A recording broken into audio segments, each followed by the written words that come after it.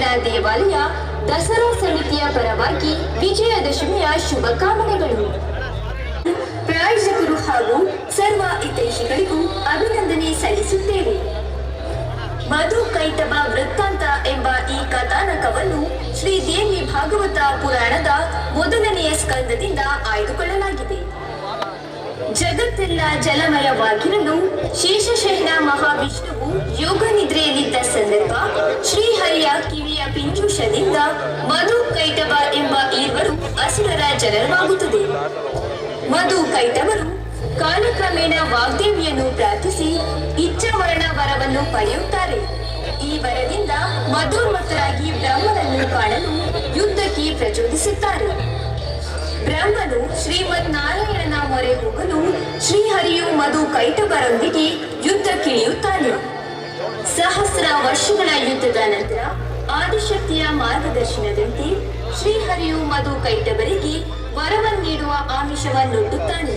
ಆದರೆ ಅದಾಗಲೇ ಆದಿಶಕ್ತಿಯ ವಕ್ರ ದೃಷ್ಟಿಯಿಂದ ಸಂಮೋಹಿತರಾಗಿದ್ದ ಅಸುರರೇವರು ವರವನ್ನು ಅಪೇಕ್ಷಿಸುವ ಬದಲಾಗಿ ಅರಿವಿಯ ವರವನ್ನೀಯುವ ದರ್ಪವನ್ನು ತೋರುತ್ತಾರೆ. ತಕ್ಷಣ ಕಾರ್ಯೋನ್ಮುಖನಾದ ವಿಷ್ಣುವು ಮಧು ಕೈಟಭರ ಮರಣವನ್ನೇ ವರವನ್ನಾಗಿ ಯಾಚಿಸುತ್ತಾರೆ. ಹರಿಯ ಒಳ ಮರ್ಮವನ್ನರಿತ ಅಸುರರು ತಮ್ಮ ದೇಹಕ್ಕೆ ಜಲ ತಾಗದೇ ಇರುವಂತಹ ಸಮಯದಲ್ಲಿ ನಮ್ಮನ್ನು ಸಂಹರಿಸಬಹುದು ಎಂಬ ಷರತ್ತಿನೊಂದಿಗೆ ವರವನ್ನೀಯುತ್ತಾರೆ. ತಕ್ಷಣ ಸಮಯ ಪ್ರಜ್ಞೆಯಿಂದ ಶ್ರೀಹರಿಯು ತನ್ನ ಕಾಯವನ್ನು 1000 ಯೋಜನೆಯಷ್ಟು ಹೆಚ್ಚಿಸಿ ಅಸುರರೀರ್ವರನ್ನು ಜಲದಿಂದ ದೂರ ತಂದು ತನ್ನ ತೊಡೆಯ ಮೇಲಿರಿಸಿ ಸಂಹರಿಸುತ್ತಾನೆ. ಈ ರೀತಿ ಸಕಲವು ಜಲಮಯವಾಗಿದ್ದ ಬ್ರಹ್ಮಾಂಡದಲ್ಲಿ ಮಧು ಕೈಟಭರ ಕಳೆಬರಹದಿಂದ ಭೂಮಿಯು ರೂಪುಗೊಳ್ಳುತ್ತದೆ. ಈ ಕಥಾನಕವನ್ನು ನಮ್ಮ ಮಟ್ಟದ ಕಲಾಕೃತಿಗಳ ಚಲನವಲನದ ಮೂಲಕ ತಮ್ಮ ಮುಂದೆ ಸಾದರಪಡಿಸುತ್ತಿದ್ದೇವೆ.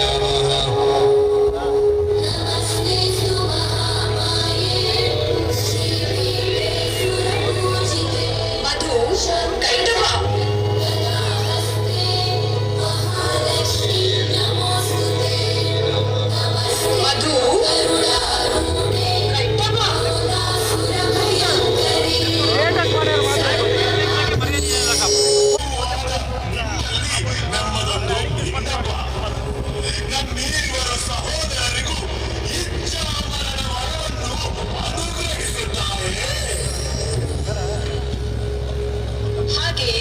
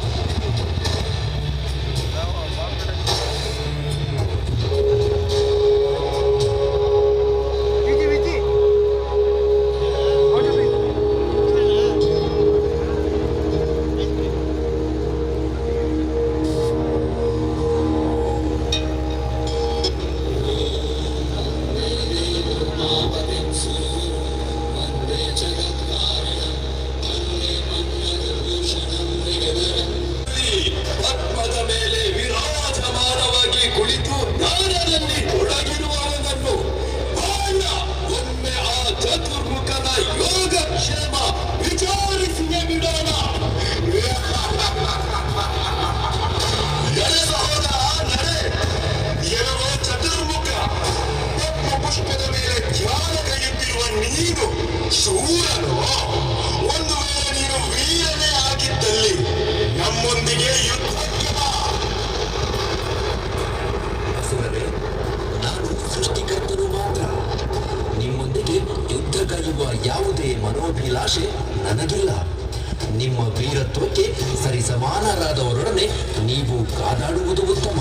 ಎಲೈ ಚತುರ್ಮುಖ, ನೀನು ಯುದ್ಧ ಮಾಡಲು ಅಸಮರ್ಥನಾದರೆ ಕೂಡಲೇ ಆ ಭಾಗ್ಯವನ್ನು ಬಿಟ್ಟು ತೊಲಗು.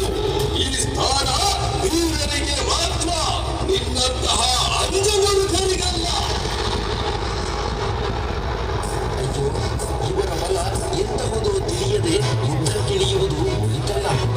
ಇವರನ್ನ ಬಗ್ಗು ಬಡಿಯಲು ಶ್ರೀಮನ್ನಾರಾಯಣನೇ ಸರಿ. ಯೋಗ ನಿದ್ರೆಯಲ್ಲಿರುವ ಹರಿಯನ್ನ ಎಚ್ಚರಗೊಳಿಸುವ ವಿನಃ ಬೇರೆ ದಾರಿ ತೋಚುತ್ತಿಲ್ಲ. ನಾರಾಯಣ, ಶ್ರೀಮನ್ನಾರಾಯಣ, ಏನು ದೇವ, ಎದ್ದೇಳು. ಈ ಅಸುರರಿಂದ ನನ್ನನ್ನು ರಕ್ಷಿಸು.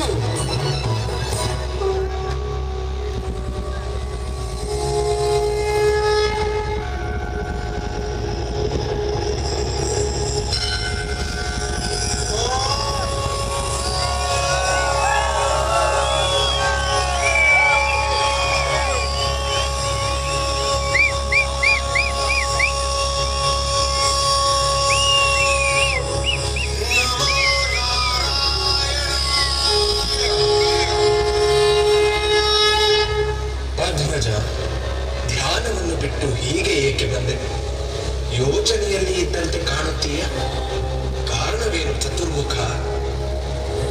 ಶ್ರೀಹರಿ, ನೀನು ಯೋಗ ನಿದ್ರೆಯಲ್ಲಿದ್ದಾಗ ನಿನ್ನ ಅರಿವಿಲ್ಲದೆಯೇ ನಿನ್ನ ಕಿವಿಯ ಪಿಂಜೂಷದಿಂದ ಜನಿಸಿದ ಅಸುರರು ಮಧುಕೈಟವರು ಈಗ ನನ್ನನ್ನು ಯುದ್ಧಕ್ಕೆ ಪ್ರಚೋದಿಸಿ ನನ್ನ ಬೆನ್ನತ್ತಿದ್ದಾರೆ. ಅವರಿಂದ ನನ್ನನ್ನು ನೀನೇ ರಕ್ಷಿಸಬೇಕು ಶೇಷಶಯನ. ಭಯಪಡಬೇಡ ಚತುರ್ಮುಖ, ನಾನು ಅವರನ್ನು ಸಂಹರಿಸುತ್ತೇನೆ. ಅವರ ಕೊನೆಗಾಲ ಸನ್ನಿಹಿತವಾಗಿದೆ. ಅಸುರ, ಮಧುಕೈಟ ಮಹಾಸುರ! ಓ ಬ್ರಹ್ಮ, ನಮ್ಮ ಕಣ್ತಪ್ಪಿಸಿ ಇಲ್ಲಿಗೆ ಬಂದೆಯಾ? ಈಗಲೇ ಯುದ್ಧಕ್ಕೆ ನಿಲ್ಲು. ಈ ಶೇಷಶಯನ ಮುಂದೆ ನಿನ್ನನ್ನು ಸಂಹರಿಸಿ ನಂತರ ಇವರನ್ನು ನೋಡುತ್ತೇನೆ.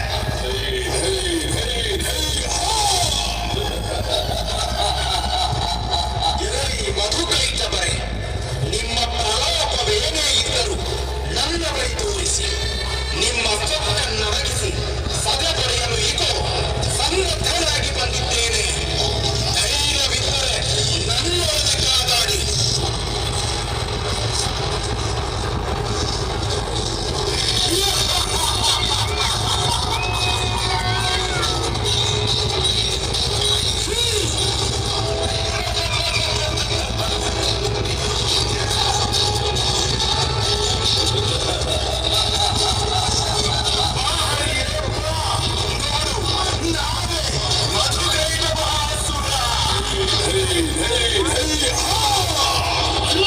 ನಾವು ಒಬ್ಬರಾದ ಮೇಲೊಬ್ಬರು ಹರಿಯ ಮೇಲೆರಗೋಣ. ನಮ್ಮ ಉಗ್ರ ಪ್ರತಾಪಕ್ಕೆ ಹರಿಗೆ ನಡುಕು ಹುಟ್ಟಬೇಕು. ಕ್ಷೀರಸಾಗರಾಧಿಪತಿಯಾದ ಅನಂತ ಶಯನನು ನಾನು. ನನ್ನ ಬಳಿಯೇ ನಿಮ್ಮ ಯುದ್ಧ ನೈಪುಣ್ಯವೇ? ಎಲ್ಲವೋ ಮದಾಂಧ ಕೈಟವ. ಒಬ್ಬರಾದ ಮೇಲೊಬ್ಬರಂತೆ ಸರದಿಯಲ್ಲ. ಇಬ್ಬರೂ ಒಡಗೂಡಿ ಆಕ್ರಮಣ ಗೈದರು. ನೀವಿಬ್ಬರೂ ನನಗೆ ತೃಣ ಸಮಾನ.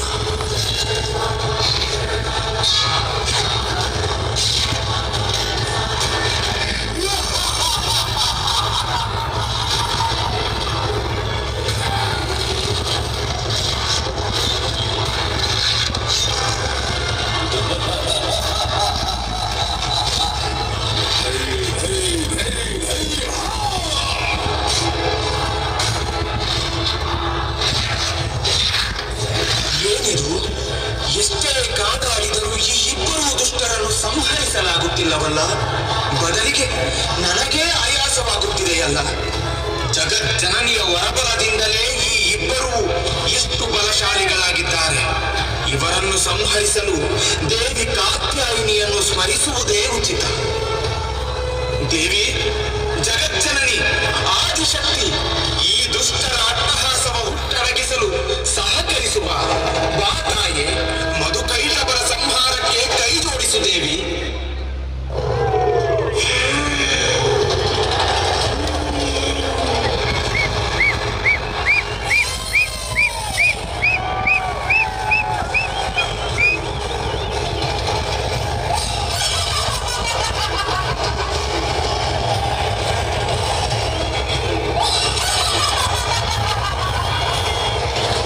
ನಾರಾಯಣ, ಮಧುಕೈಟಭರ ಪಾಪದ ಕೊಡ ತುಂಬಿದೆ.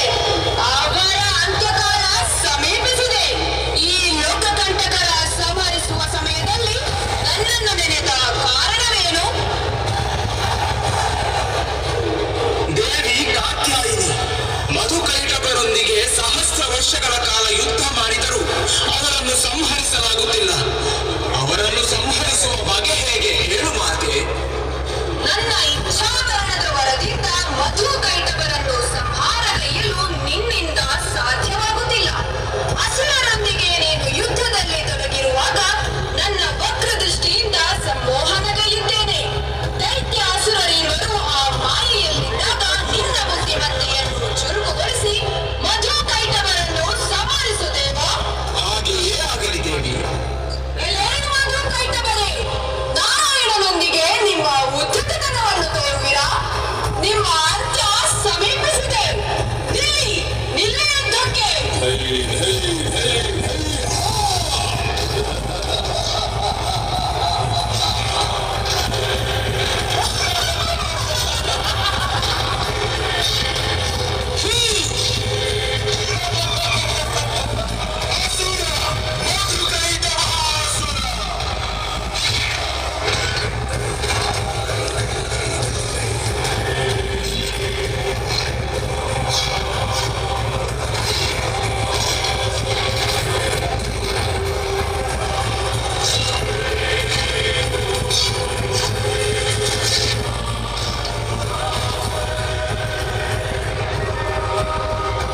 ಎಲೈ ಅಸುರರೇ, ನಿಮ್ಮ ಯುದ್ಧ ನೈಪುಣ್ಯತೆಗೆ ನಾನು ಮನಸೋತಿದ್ದೇನೆ. ಎಷ್ಟೋ ರಾಕ್ಷಸರೊಡನೆ ಯುದ್ಧ ಮಾಡಿದ್ದೇನೆ. ಆದರೆ ನಿಮಗೆ ಸರಿಸಾಟಿ ಯಾರೂ ಇಲ್ಲ. ನಿಮಗೆ ವರವನ್ನೀವ ಮನಸ್ಸಾಗಿದೆ. ಕೇಳಿ, ನಿಮಗೇನು ವರ ಬೇಕು?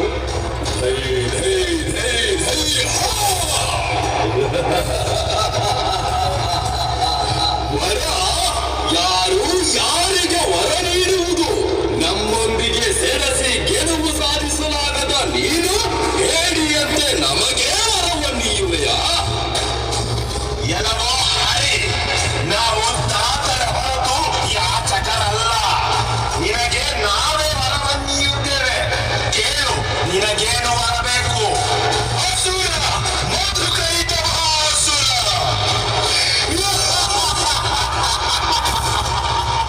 ಹೌದೇನು? ಸರಿ, ಹಾಗಾದರೆ ಕೊಟ್ಟ ಮಾತಿಗೆ ತಪ್ಪಬಾರದು.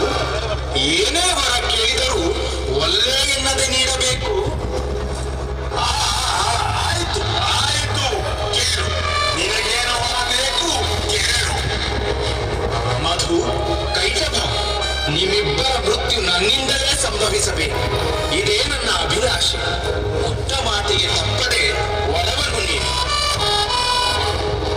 ಎಲ್ಲ ಕಪಟಿ ಹರಿ, ನಮ್ಮಿಂದ ವರವನ್ನಾಗಿ ನಮ್ಮ ಮೃತ್ಯುವನ್ನೇ ಕೋರುವೆಯಾ? ಸರಿ, ಹಾಗಾದರೆ ವೇಳೆ ನೀನು ನಮ್ಮನ್ನು ಸಂಹರಿಸುವುದೇ ಆದಲ್ಲಿ ನಮ್ಮ ದೇಹದ ಮೇಲೆ ತತ್ತು ಚಾವು ತಾಗದೇ ಇರುವಂತಹ ಸಂದರ್ಭದಲ್ಲಿ ನಮ್ಮನ್ನ ಸಂಹರಿಸು. ಸರಿ, ಹಾಗೆಯೇ ಆಗಲಿ. ನಿಮ್ಮ ಷರತ್ತಿಗೆ ನನ್ನ ಸಂಪೂರ್ಣ ಸಮ್ಮತಿ ಇದೆ. ಇನ್ನೇಕೆ ತಡ? ಸಮಯವನ್ನು ವ್ಯರ್ಥ ಮಾಡದೆ ಬನ್ನಿ ಯುದ್ಧಕ್ಕೆ.